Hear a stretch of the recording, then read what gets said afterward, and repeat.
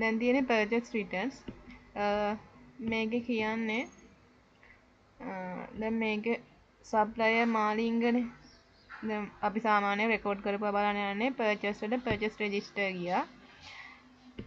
මාලිංග මේ ටිකනේ. එතකොට මේකෙදි මෙයා කියනවා May 18 Malinga open bill. However, manager is Lions Cricket Club open the set delivery Malinga version.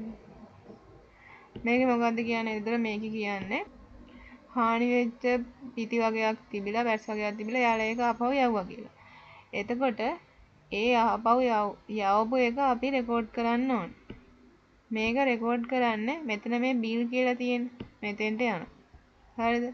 මෙන්න මේ බිලේ දැන් මේ තියෙන්නේ අපි මේ purchase කරපු ගාන මේ තියෙන received කරපු ගාන. දැන් මේ මෙතන මෙයා කියන්නේ මේ AB කියලා තියෙන්නේ මොඩල් දෙක. මේ AB එකකනේ ඔක වෙලා තියෙන්නේ.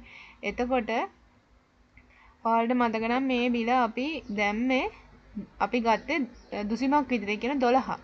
එතකොට මෙතන 24ක් නේ මේ ඩැමේජ් වෙලා තියෙන්නේ.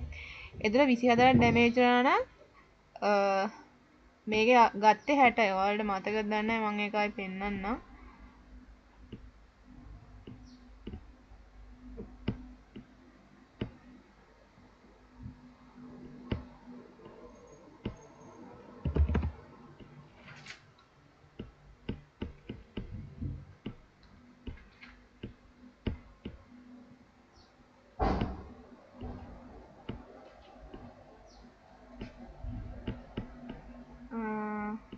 මේ තියෙන්නේ මෙන්න මේක.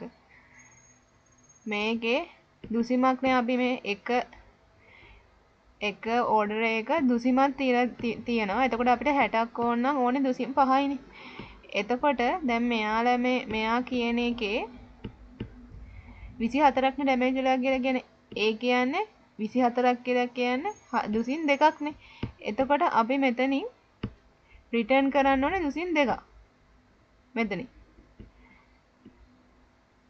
එතකොට මෙතන දානවා මයිනස් කියලා 2 දැම්ම. මෙතනත් එහෙම. ඊට පස්සේ ඉස්සෙල්ලාම මොඩල් A එක දාමුකෝ.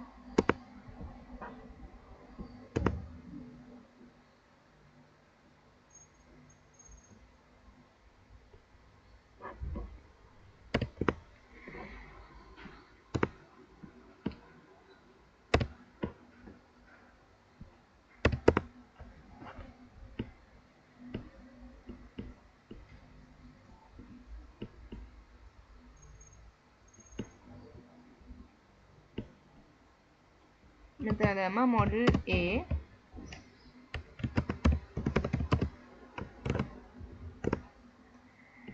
එතකොට මෙතන amount එක ආවේ අපි එකක් ගාලා 18900යි.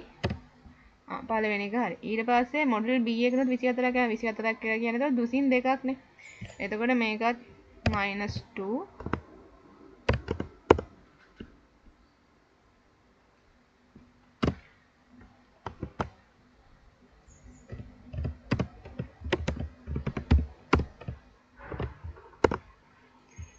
18900. හරිනේ. ඊට පස්සේ අපි control R ගහලා බලමු මේක හරියට රෙකෝඩ් වෙලාද. control හරිනේ මේකේ amounts පෙරක් කරලා වැරදි ඇති. මෙතන okay දුන්නා.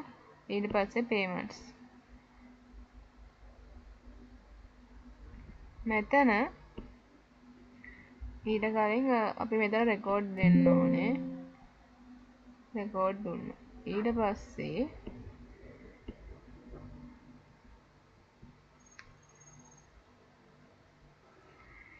පස්සේ සාමාන්‍යයෙන් අපි purchase එක return කරනවා නම් ඒ return කරන එකට new bill එකක් හදන්න ඕනේ. එතකොට